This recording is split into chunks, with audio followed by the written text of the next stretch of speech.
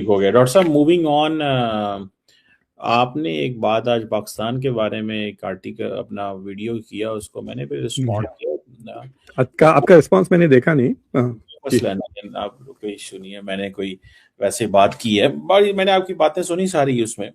Doctor साहब, अच्छा। एक कंट्री लाइक पाकिस्तान जो पिछले 50 साल से जी। एक्टिवली ग्रेट पार कंपटीशन अपने बॉर्डर पे देखता है, लाइक हम्म। और वहां पे अफगानिस्तान जैसा, और फिर उसमें हमारे अपने इंटरनल प्रॉब्लम्स भी हैं। ठीक है, जी। I can not ignore that. Civil military tensions, dictators का आ जाना चले जाना, this and that, revolving door democracy. And then आप देखते हैं कुछ कंट्रीज हैं इन द मिडल ईस्ट जिन्होंने जी। अरब स्प्रिंग में जो आपने देखा तमाशा हुआ कि आज तक चीजें वहां सेटल नहीं हो सकी। लीबिया का क्या हाल हुआ, सीरिया का क्या हाल हुआ, बाकी चीजों का क्या हाल हुआ, और आप देख रहे हैं वहां पे आज भी। लेकिन in Pakistan there is not an inch of territory जो टेररिस्ट कह सकें कि ये हमारी है। Yes, they are on the run, वो भाग रहे हैं, वो इस गार में होंगे, उस पहाड़ पे होंगे, इधर छुपे होंगे, उधर भागे होंगे, आएंगे हमले करके गायब होकर चले जाएंगे। और आपने बलूचिस्तान का भी जिक्र किया जो टेरिटरी अनइनहेबिटेड है, ऑल टुगेदर अनइनहेबिटेड, थोड़े से, यानी कि 43% of the Balochistan has just 16 seats in the national assembly, जिसकी कुछ या 300 सीट है, उसमें 16 सिर्फ उसकी हैं। इतनी सी पॉपुलेशन है वहां पे। वहां पे 10,000 वोट वाला भी मेंबर नेशनल असेंबली या प्रोविंशियल बन जाता है, 10,000 वोट अगर लेके। जबकि पंजाब में आपको you need to get at least को 1.5-2 लाख वोट लेना पड़ता है। मतलब जस्ट मैं आपको बता रहा हूँ। सो पाकिस्तान इज सर्वाइविंग। पहले तालिबान बनाए, फिर तालिबान खत्म किए, फिर इंडिया का एक एक्टिव थ्रेट है, फिर इंटरनल अब प्रॉब्लम्स हमारे पास आ गए हैं। बट पाकिस्तान की हालत लीबिया, इराक, सीरिया जैसी नहीं हुई। फाइनेंशियल शॉक से भी बाहर निकल आता है। ग्रेट पार मतलब रीजन में इंडिया की डोमिनेंस भी नहीं करने दी आज तक। और अपने बॉर्डर के ऊपर 25 साल पहले तालिबान बने, ग्रेट पार कंपटीशन हुआ, फिर चले गए, और अब हमारे बॉर्डर के ऊपर अमेरिकन $7 अरब का असला भी छोड़ गए हैं।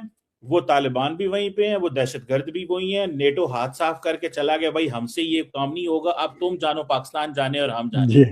इसके बावजूद we are surviving and making our way. What do you make? And then एक सिक्योरिटी स्टेट है।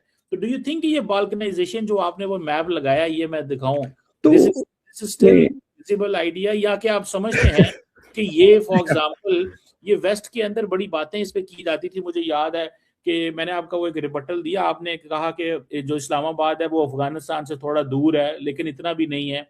तो वो हमारे वहां पे कहा जाता था कि देखो तालिबान सवात में आ गए हैं, and that is just 60 kilometre Islamabad, तो it means nuclear weapons and Taliban are बिल्कुल करीब करीब है। मतलब इस तरह की बातें हुई।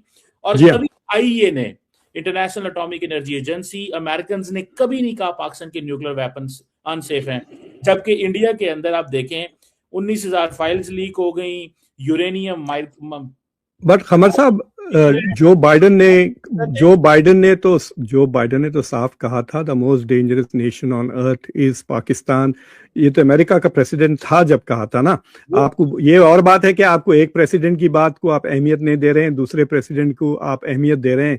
But this guy did say that. और अगर आप जाके एफपैक पे जो लिटरेचर, अभी तो लफ्ज एफपैक इस्तेमाल नहीं की जाता, बट अगर आप ओबामा के ज़माने में भी आप अगर जाके एफपैक की जो डिस्कशंस हो रहे थे, तो उसमें देर वॉज डिस्कशन के one of the reasons why we are concern is about Pakistan nuclear weapons. In fact इसके ऊपर एक मैं आर्टिकल लिखा था, मुझे याद नहीं है कहाँ, आई थिंक डेली टाइम्स के लिए लिखा था मैं, एजाज हैदर का जो अखबार आता था। But I wanted to tell you कि ये देखिए, इंडिया में तो बहुत चर्चा चल रहा है कि पाकिस्तान में देर इज अपराइजिंग्स इन गिलगित बल्तिस्तान, अभी जो प्रोटेस्ट हो रहे हैं मुसलसल, जहाँ पे 30-40 लोग मारे गए, बलूचिस्तान में टेररिज्म चल रहा है। इलेक्शन भी हुए हैं, just to let you know, and there is a new government वहां पे, जस्ट हाँ, या I know all of that. What I am trying to say कि इंडिया में काफी चर्चा चल रहा था कि there is a lot of uncertainty going on Khyber. तो ये जो 3 प्रोविंसेस है, बलूचिस्तान, केपीके, और जो आपका ये, this is not even a province ना, जो गिलगित बल्तिस्तान, और जिसको आप आज़ाद कश्मीर कहते हैं, इंडिया में उसको पाक ऑक्युपाइड कश्मीर कहते हैं, तो वो इलाका जो है it is not even actually a province. It is, आप लोग उसको ट्रीट करते हैं as an independently autonomous govern province. तो यहाँ पे प्रोटेस्ट तो चल रहे हैं, तो I wanted to look at it and see what is. तो आपको मैं, for example, I learn a lot of interesting thing. अब वो जो दूसरा वो दिखाएं मुझे, पहले तो ये मैप रहने दे। तो पहले तो मैं ये कह रहा हूँ कि जो इंडियन समझ रहे हैं कि जो हिस्से पाकिस्तान से टूटेंगे वो सीधा आ जाएंगे, इंडिया का हिस्सा बन जाएंगे और सब हिंदू बन जाएंगे, वो तो होने वाला नहीं है। That is out of the question. वो और अगर अगर आ भी जाते हैं तो इंडिया का मुसलमानों का पॉपुलेशन बढ़ने वाला है, कम नहीं होने वाला है। That is another problem for India. India में फिर वो शायद बीजेपी शायद इलेक्शन ही ना जीते अगर पाकिस्तान से लाखों मुसलमान इंडिया में आ जाए। बट अगर हाइपोथेटिकली अगर ये डिस्टेबलाइजेशन हो, it will be massive war like situation जिसमें हजारों करोड़ों रेफ्यूजीज होंगे, जो दोनों मुल्क अफगानिस्तान और पाकिस्तान इंडिया ही आएंगे। And India will not be able to say we will not take refugees from a war zone. मतलब इंडिया का इंटरनेशनल स्टैचर बहुत गिर जाएगा if they refuse to take refugees. But ये जो मैप है, ये देखने के बाद आई हैड नॉट रियलाइज्ड कि आप देखिए कि Sindh is richer than Punjab. तो अगर आप पर कैपिटा की डेटा अगर देखें तो पर कैपिटा पंजाब का इस कमिंग, जो मैंने उस एक सेकेंड जो आप देख रहे हैं डेटा में, पाकिस्तान का 1650 टू 1750 है पंजाब का पर कैपिटा इनकम, और सिंध का पर कैपिटा इनकम 2300 तक है समझिए maximum. This is at first intuitively it was like अरे ये कैसा हो गया। देन वी रियलाइज कि कराची शहर के वजह से सारे आपके कॉर्पोरेट हेडक्वार्टर्स कराची में है और कराची पोर्ट भी है, सो काफी ट्रेडिंग आपकी जो भी होती है वो कराची से होती है। पंजाब का जितना बिजनेस है वो बेसिकली कराची में रजिस्टर्ड है और वो पोर्ट सारा कुछ वहीं पे आता है वो सारा। हाँ, इसलिए पर कैपिटा इनकम सिंध की ज्यादा है। और अगर आप देखें बिटवीन पंजाब और सिंध 60 to 36 90% से ज्यादा 95% आपका इंडस्ट्रियल कंट्रीब्यूशन ये दो प्रोविंस से आता है। तो जो बाकी के सारे प्रोविंसेस हैं, खैबर पख्तूनख्वा, बलूचिस्तान वगैरह, देयर इज हार्डली 2-3% इस तरह का कंट्रीब्यूशन है टू द जीडीपी। लेकिन खैबर पख्तूनख्वा का जो आबादी है it is as big as Afghanistan.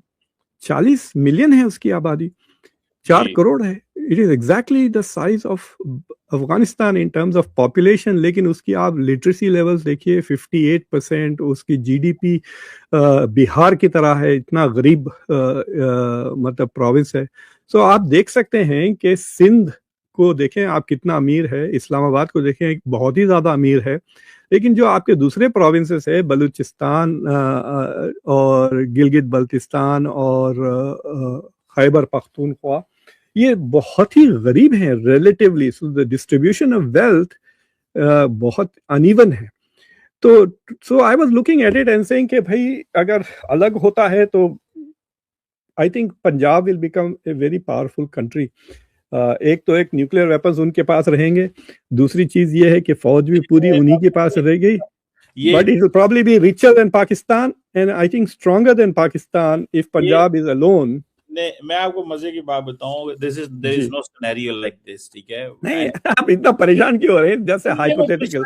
देखिए द क्वेश्चन इज, ये नैरेटिव बनता है। आपने न्यूक्लियर की बात की, मैंने पॉइंट लिखा है आपको। जी आपको पता है जब ट्रम्प 2016 में पावर में आए तो उस वक्त